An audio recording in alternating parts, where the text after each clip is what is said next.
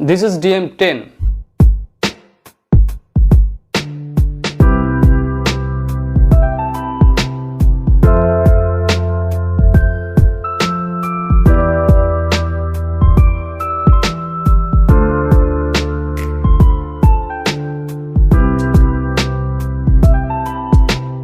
আজকে আমি রিভিউ করতে যাচ্ছি DM10 মোস্ট পপুলার একটি ইয়ারফোন বলা চলে মার্কেটের ভিতরে DM10 কে, কারণ এটা বাজেটের ভিতরে অনেক বাজেট কিলার একটি ইয়ারফোন। আসলে এই ইয়ারফোনটির ভিল কোয়ালিটি এবং সাউন্ড কোয়ালিটি সবকিছু পারফেক্ট ছিল বাজেটের ভিতরে, তাই সেক্ষেত্রে এই ইয়ারফোনটি অনেক পপুলার একটি ইয়ারফোন। তো আজকে আমি এই ইয়ারফোনটি নিয়ে কথা বলবো পুরো ভিডিওতে।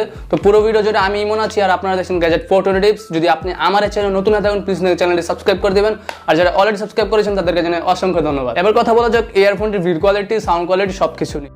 এটি হলো আমাদের DM10 ইয়ারফোনটির বক্সটি। তো বক্সটি দেখতে আসলে এরকম হবে। তো বক্সটির উপরে একটি কাভার আছে, তো কাভারের ভিতরে অনেক ডিটেলস দেওয়া আছে। তো বক্সটি খুলে আমরা দেখতে পাচ্ছি এটা জোস লেভেলের কেস, তো যেটার মাধ্যমে আমরা ইয়ারফোনটি চাইলে ক্যারি করতে পারবো। তো এটা প্লাস্টিক বিন্ডিং একটি কেস। তারপর বক্সটি খুললে আমরা যা যা পাচ্ছি, তো প্যাকেটের ভিতরে আমাদের DM10 আর কিছু ইয়ার টিপস থাকছে। তো প্যাকেটটি আমরা খুলে এখন তো পাচ্ছি একটি DM10 ইয়ারফোনটি, আর থাকছে কিছু ইয়ার টিপস 3 জোড়া, যেটা নাকি আমরা এক্সট্রা ইয়ারফোনে ইউজ করতে পারবো চাইলে। তো এবার কথা বলা যাক ইয়ারফোনটির লুকস এবং ডিজাইন এবং বিল কোয়ালিটি এবং সাউন্ড কোয়ালিটি নিয়ে। বাজেটের ভিতরে এই ইয়ারফোনটির বিল কোয়ালিটি ছিল অসাধারণ। তো ইয়ারফোনটিতে যে কেবলগুলো ইউজ করা হয়েছে, দেখা গেছে ইয়ারফোনটির কেবলগুলো অনেক হেভি এবং মজবুত হওয়ার কারণে টানাটানি করার পরও কিন্তু ইয়ারফোনটির যে কেবলগুলো আছে কিন্তু নষ্ট হবে না। তাছাড়া এই ইয়ারফোনটির কেবলগুলো মোটা হওয়ার কারণে ইয়ারফোনটি পেঁচাবে না ততটা। আর ইয়ারফোনটিতে জ্যাক হিসাবে ইউজ করা হয়েছে এল শেপের গোল্ডেন কালারের যে জ্যাকটাই। তাছাড়া পাবেন একটি ইউনিভার্সাল বাটন, যেটার মাধ্যমে আপনারা আপনার গান পোস্ট বা প্লে করতে পারবেন এবং কল রিসিভ করতে পারবেন। আর এটি থাকছে মাইক্রোফোন।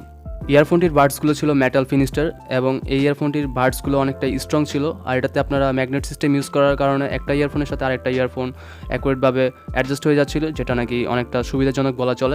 বাডসগুলো ইজিলি কানে অ্যাডজাস্ট হয়ে যাচ্ছিলো এবং লং টাইম গান শোনাতে সেরকম কোনো প্রবলেম হচ্ছিল না। বাট যাদের কান অনেকটাই ছোট দেখা গেছে তাদের একটু প্রবলেম হতে পারে বা কানে একটু পেন ফিল হতে পারে।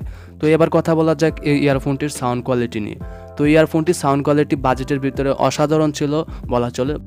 এই ইয়ারফোনটির সাউন্ড কোয়ালিটি টোটালি অ্যাকুরেট ছিল, বাট বেস লেভেলটা অনেক হাই ছিল, যার কারণে এটা আমি গেমারদেরকে সাজেস্ট করবো এই ইয়ারফোনটি। তো গেমিংয়ে আপনারা ভালো পারফরমেন্স পাবেন এই ইয়ারফোনটি দিয়ে। তো যারা নাকি বাজেটের ভিতরে একটি কম বাজেটের ভিতরে একটি গেমিং ইয়ারফোন খুঁজছেন তাদেরকে বলবো DM10 ইয়ারফোনটি চুজ করতে। এবং যারা নাকি মিউজিক লাভার বা যারা নাকি বেস লাভার তো এবং হাই বেসে অনেক গান শুনতে ভালোবাসেন তাদেরকে বলবো DM10 এই ইয়ারফোনটি চুজ করতে।